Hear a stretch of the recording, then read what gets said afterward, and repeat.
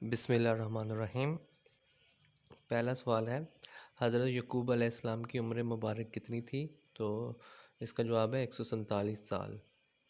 अगला सवाल है, पाकिस्तान के मौजूदा आइन में कितनी तरमीम हो चुकी हैं? तो इसका जवाब है 26। चाइना में पाकिस्तानी सफ़ीर का नाम बताएं। तो इसका जवाब है मिस नगमाना हाशमी। नेटो के कुल मेंबरान की तादाद कितनी है? तो वो 30। इसका जवाब है। फिल्म और ड्रामा इंडस्ट्री के नामवर अदाकार आबद अली आबद का इंतकाल कब हुआ? 5 सितंबर 2019। समुंदर में तैरने वाला पहला रिएक्टर किस मुल्क ने तैयार किया? तो इसका जवाब है रूस। आइंस्टाइन का मज़हब कौन सा था? यहूदियत। 26वीं तरमीम नेशनल असम्बली में कब मंजूर हुई? 13 मई 2019।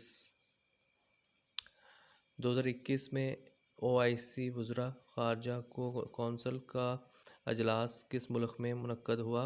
पाकिस्तान। तो इस वीडियो में इतना ही। मज़ीद वीडियोस देखने के लिए इस चैनल को सब्सक्राइब करें। अल्लाह ताला आपका हामी नासर हो। अल्लाह हाफ़िज़।